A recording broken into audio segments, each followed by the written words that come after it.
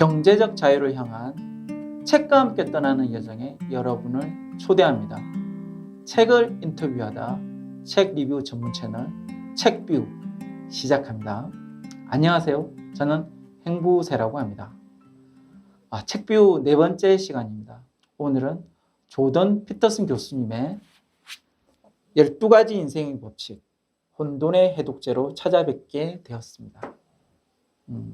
원제는 12 Rules for Life and Antidote to Chaos입니다.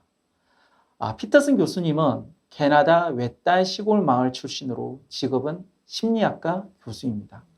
젊어서는 접시 닦기, 주유소 주유원, 바텐더, 요리사, 양봉업자, 석유시 추공, 목공소 인부, 철로 건설 인부, 운전사 등 다양한 직업을 전전합니다. 안티도트는 해독제, 케이아스는 혼돈이란 뜻이죠. 혼돈을 좋아하는 사람은 별로 없을 텐데요. 피터슨 교수님 역시 혼돈을 해독해야 할 그 무엇으로 규정하고 있습니다. 혼돈의 질서를 부여하자는 것이 이 책의 주제인데요. 왜 혼돈의 질서를 부여해야 할까요? 당연한 것이라고 생각하시나요? 사실 질서가 부여된 상태는 평화롭기는 하지만 역동성이 없습니다. 재미가 없어요. 막장 드라마가 재미있나요? 새벽 예배가 재미있나요? 조던 피터슨 교수님은 다음과 같이 질서의 대표적인 예를 들고 있습니다. 아이들이 규칙을 따르고 법치고 아이를 제대로 키우고 싶으면 처벌을 망설이거나 피하지 말라. 물건들이 제자리를 찾아가며 법칙 6. 세상을 탓하기 전에 방부터 정리하라. 사랑하는 사람들이 건강을 유지하는 것. 법칙 12. 길에서 고양이와 마주치면 쓰다듬어 주어라. 피터슨 교수님은 사람들이 건강하게 살며 물건들이 제자리를 찾아가고 규칙을 준수할 때 세상은 살만한 가치가 있는 곳이 된다고 이야기합니다. 그런데 나중에 아시겠지만 부자가 되는 기회는 질서가 아닌 혼돈에서 나옵니다. 부자가 되기를 원하는 자는 질서를 만드는 것도 중요하지만 혼돈을 두려워해서도 안 됩니다. 책을 읽는 내내 가시방석에 앉은 기분이었습니다. 교수님은 세상은 고통이라고 이야기합니다. 태어난 것 자체가 비극이라고 못 박습니다. 신은 도대체 무슨 생각으로 이런 고통과 번뇌의 세상을 만들었는지 의문을 제기합니다. 12가지 인생의 법칙이라는 책에는 행복이라는 단어가 잘 보이지 않습니다. 물론 제 눈에 잘 띄지 않은 것일 수도 있겠죠. 하지만 불행, 고통, 비극, 살인, 총기 난사, 아우슈비츠, 지옥이란 단어들은 쉽게 찾아볼 수 있지만 행복한 아이의 웃음, 사랑스러운 아내의 미소, 친구와의 속 깊은 대화, 부모님을 향한 안부 인사 등 인생을 따뜻하게 만드는 작지만 소중한 감정들이 잘 보이지 않습니다. 대신 교수님은 끊임없이 강조합니다. 세상은 절망이다. 인생은 비극이다. 질병과 노화, 죽음은 피할 수 없는 고통이다. 교수님 말만 들으면 산다는 것 자체가 바보스럽거나 미친 짓 같은데요. 하지만 교수님은 살아갈 아무런 목적과 이유가 없는 순간에도 살아갈 의미를 찾을 것을 당부합니다. Search for meaning. 의미 찾기야말로 우리가 삶에 대해 가질 유일한 자세라는 것입니다. 아마 기회가 되면 빅터 프랭클 교수의 죽음의 수용소라는 책을 소개해드리며 이 주제에 대해 보다 깊게 이야기할 수 있기를 바랍니다. 다시 12가지 인생의 법칙으로 돌아오면 이 책은 아마도 인간이 어찌할 수 없을 정도의 고통과 절망을 겪었던 한 남자가 살아남기 위해, 가족을 지키기 위해, 강해지기 위해 스스로 묻고 답하는 자문자답의 독백일지도 모릅니다. 피터슨 교수님의 강연을 듣는 80%가 젊은 남자라고 하죠. 조던 피터슨 교수님은 남자들에게 강해지라고 이야기합니다. 여자도 강한 남자를 좋아하고 남자도 강한 남자를 좋아하니 강한 남자가 되라고 이야기합니다. 좀 더 나은 세상을 만들기 위해서는 강해져야 한다고 몰아세웁니다. 물론 저는 교수님의 이런 남녀를 갈라치는 발언에 완전히 동의하는 것은 아닙니다. 왜 남자만 강해져야 하는 거죠? 여자는 강해지면 안 되나요? 오히려 어머니는 강하다고 하지 않습니까? 여자를 낳는 것도 여자, 남자를 낳는 것도 여자라면 결국 여성성이야말로 세상을 지배하는 원리가 되어야 하지 않을까요? 하지만 많은 사람들이 조던 피터슨 교수님의 이야기에 열광하고 집중하는 것을 보면 그냥 불편하고 어렵다고 외면할 것은 아니라고 생각합니다. 모든 책에는 반드시 나에게 다가오는 한 문장이 있습니다. 그 한 문장을 찾기 위해 책을 읽는 것입니다. 다 읽지 않아도 됩니다. 이 책을 샀다는 자체만으로 당신은 이미 개념 있는 사람 취급을 받을 것입니다. 조던 피터슨 교수님이 12가지 인생의 법칙에서 말했어. 혼돈의 질서를 부여하래. 책임감을 가지고 의미 있게 살래. 행복이 인생의 목표가 아니래. 라고 조던 피터슨 교수님의 말을 인용하는 것만으로 당신은 이미 무리 속에서 그리고 주변의 여자들로부터 강한 남자, 알파 메일로 인식될 가능성이 높아진다는 것입니다. 떡 중에 인절미도 맛있지만 역시 본론으로 들어갈 때는 거두절미가 최고죠. 자, 거두절미하고 바로 책을 읽어보겠습니다. 법칙 1.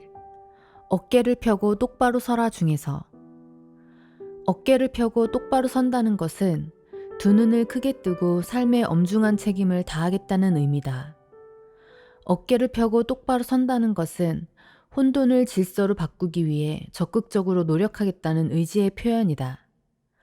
자신의 약점이 무엇인지 알고 그것을 기꺼이 받아들이며 인간의 유한성과 죽음을 모르던 어린 시절의 낭만이 끝났음을 인정하겠다는 뜻이다.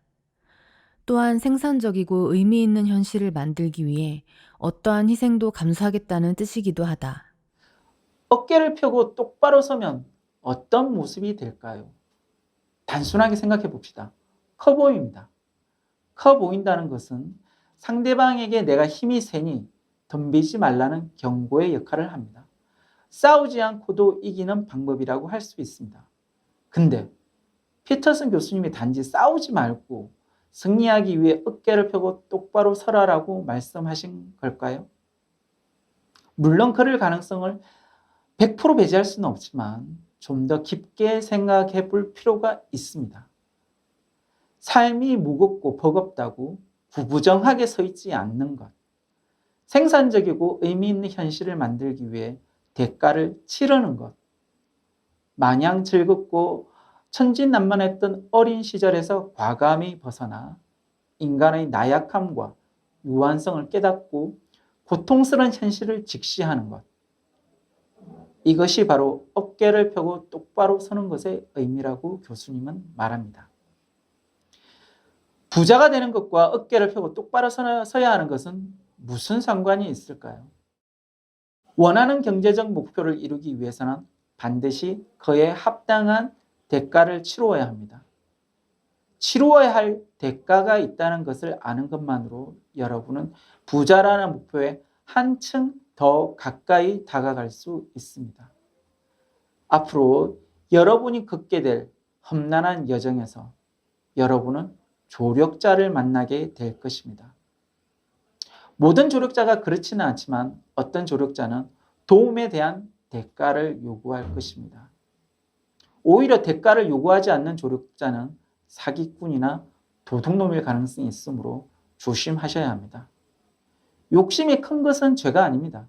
하지만 욕심은 큰데 대가를 치르지 않고 쉽게 돈을 벌 방법을 궁리하는 것은 죄입니다.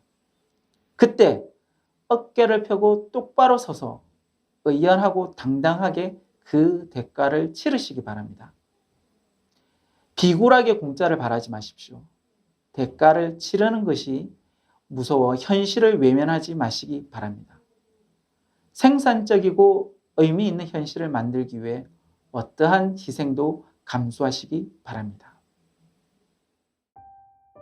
법칙 10. 분명하고 정확하게 말하라. 어느 날 아침 빌리 빅스비라는 꼬마가 침대 발치에 앉아있는 용을 발견한다. 고양이만한 용은 사랑스러웠다. 빌리는 엄마에게 달려가 용이 나타났다고 이야기하지만 엄마는 용 같은 건 없다고 말한다. 용은 점점 커지기 시작한다. 빌리의 팬케이크를 몽땅 먹어치우고 금세 집 전체를 가득 차지할 정도로 커진다. 용의 몸뚱이가 사방을 가로막아 청소도 제대로 할 수 없다. 창문을 통해 들락거려야 해서 도무지 집안일이 끝나지 않았다. 그때 용이 집을 통째로 들고 떠나버린다. 빌리의 아빠가 퇴근해서 돌아왔을 때는 집이 있는 자리가 이미 공터로 변한 뒤였다. 우체부가 아빠에게 집이 어디로 갔는지 알려준다. 아빠는 용을 추적하기 시작한다. 도로에 널브린 용을 발견하고 아빠는 용의 머리와 목으로 기어올라 아내와 아들을 만난다. 엄마는 여전히 용이 존재하지 않는다고 고집을 부리지만 빌리에게는 충분한 증거가 있다. 용은 분명히 있어요, 엄마. 그러자 용이 작아지기 시작해 다시 고양이만한 크기가 된다. 마침내 모두 용은 존재하고 고양이만한 용이 거대한 용보다 사랑스럽다는 데 동의한다.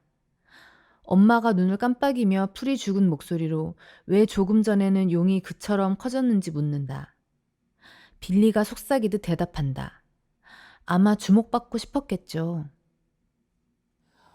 누구에게나 자신만의 두려움의 용이 있습니다. 둘러보십시오. 혹시 당신의 용이 보이시나요?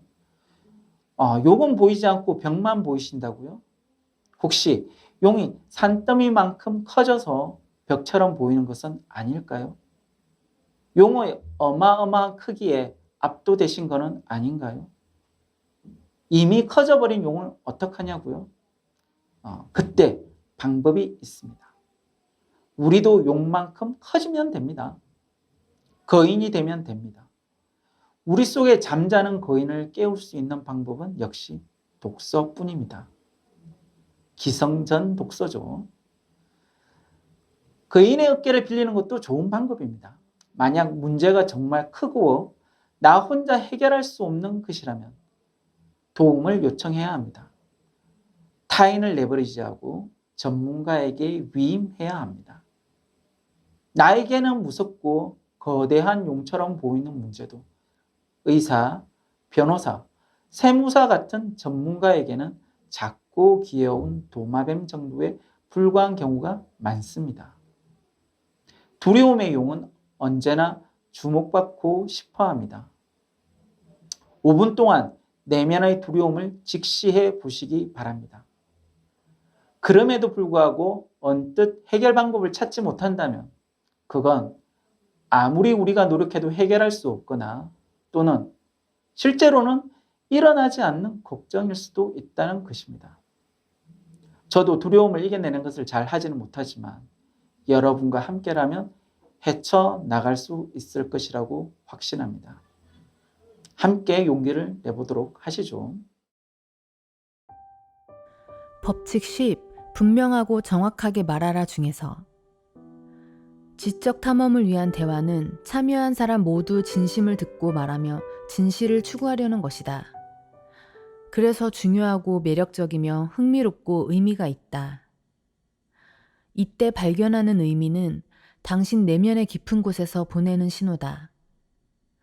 당신이 반드시 있어야 할 곳, 바로 질서와 혼돈의 경계에 서 있다는 증거다. 도교의 가르침에 따르면 도의 길을 걷고 있는 것이다. 그곳에서 당신은 안심해도 좋을 만큼 안정적이고 언제라도 변할 수 있을 만큼 유연하다. 그곳에서 당신은 새로운 정보를 받아들여 지식을 확장하고 삶의 문제를 해결하며 삶의 구조를 개선하고 삶의 영역을 확장할 것이다. 도의 길을 걸을 때 당신의 존재를 이루는 요소들이 숭고한 목표를 이룰 방법들을 찾아낼 것이다. 피터슨 교수님은 혼돈의 질서를 부여하자고 하면서 정작 우리가 서 있어야 할 곳은 질서가 아닌 질서와 혼돈의 경계에 서 있어야 한다고 주장합니다. 질서와 혼돈의 경계라니. 일단 질서와 혼돈의 경계에 서 있으면 어떤 일이 발생하는지 알아보죠. 경계에 서 있으면 안정적인 동시에 언제라도 변할 수 있을 만큼 유연해집니다. 경계에 서 있다는 것은 삶의 영역을 확장할 기회도 많아진다는 것입니다. 질서와 혼돈의 경계에 서 있다는 것은 도의 길을 걷는 것이라고 하는데요. 여기서 주목할 점은 우리말로 도라고 불리는 또 하나의 도가 있는데요. 바로 칼도입니다. 군자는 대로행이라 하는데요. 이 질서와 혼돈의 경계에 있는 길은 아무래도 대로는 아닌 것 같습니다.